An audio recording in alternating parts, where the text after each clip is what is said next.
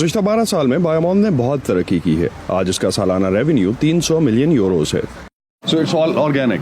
जी, जितनी चीज़ें आप देख रहे हैं ऑर्गेनिक है, इसमें कोई केमिकल नहीं पड़े। ये एक ऑर्गेनिक स्टोर है। केमिकल से पाक खुराक, फल और सब्जियों के अलावा कुदरती कॉस्मेटिक्स और फूड सप्लीमेंट से भरा ये स्टोर फ्रांस भर में फैले बायोमॉन के 200 से जायद स्टोर्स में से एक है, जिसकी बुनियाद 53 साल अमजद अजीज ने 1991 में रखी। बहुत से मुश्किल दिनों के बाद अपनी मेहनत के फल पर अब वो खुश हैं। ये मैंने आज से 25 साल पहले स्टार्ट किया था। ये सच बात है कि स्टार्ट में मुझे बड़ी प्रॉब्लम्स हुई, बहुत प्रॉब्लम्स हुई, चूँकि सिस्टम मुनज़्ज़म नहीं था, हमें सारी चीज़ें नहीं मिल रही थी। लेकिन मैं डिसाइड नहीं हुआ। मैंने पहली दुकान से शुरू किया, 1 बनाई, 2 बनाई, 3 बनाई, और आज माशाल्लाह जो है ना इस तरह के 209 स्टोर हैं हमारे। उनका कैसा जा रहा है?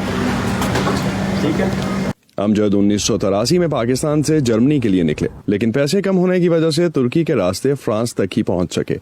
अमजद कहते हैं कि पेरिस पहुंचने पर उनके हाथ में सिर्फ 100 फ्रैंक थे, जो एक जानने वाले पाकिस्तानी के एड्रेस तक पहुंचने में टैक्सी का किराया बना। वो जानने वाला पाकिस्तानी जिसके घर और दिल में उन्हें एक रात के लिए रखने की भी जगह ना थी। उन्हें आज भी इस शहर में अपनी गुजारी हुई पहली रात याद है। वो मेरी पहली जो रात थी वो पेर लाशेज़ इनका एक कब्रिस्तान है जहाँ से शुरू हुई। वो पहली रात में वापस आया। बचपन का ख्वाब था जहाज उड़ाने का। पेरिस पहुंचने के 15 साल बाद इस शहर में कदम जमाए और ये ख्वाब भी पूरा किया। हाल ही में पेरिस से मेलबोर्न अपने जहाज में 20 मुल्कों पर 90 घंटे तक की फ्लाइंग करके एक स्पोर्ट्स चैलेंज को पूरा किया।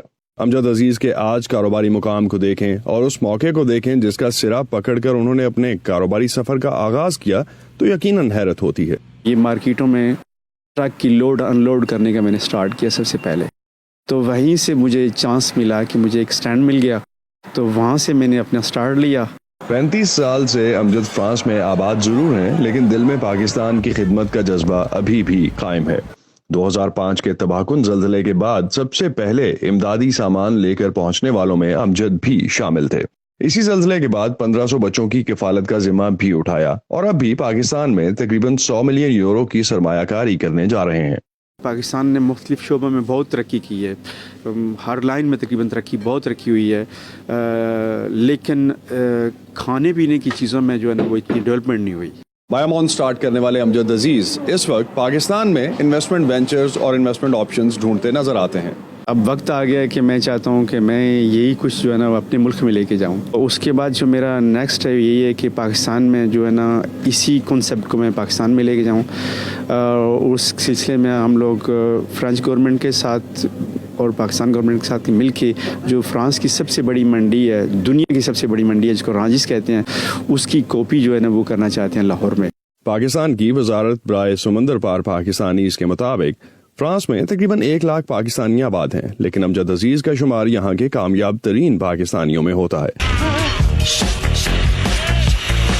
Asadullah Khalid, voice of America, Paris, France.